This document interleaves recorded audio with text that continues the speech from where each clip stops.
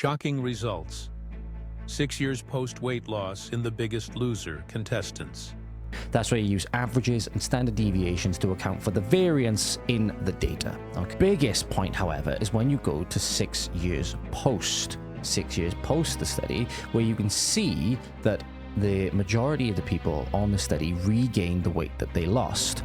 However, what we would expect in that regard is for the resting metabolic rate, because it's closely tied to your weight and it is affected by other things like your age and all stuff like that and your overall fitness level.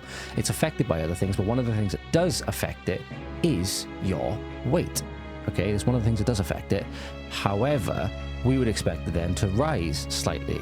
Okay, what typically happens is you take somebody who's in a state of starvation or low energy balance, you give them more food. Contrary to what you may believe, the energy expenditure will actually increase slightly, and that's because energy in and energy out are dependent on each other. We often think of them as purely isolated variables, but actually they have effects on each other. For example, an easy way to illustrate this is people who do a lot more exercise and a lot more activity every day will expend more energy, but then they'll also be compelled to eat more.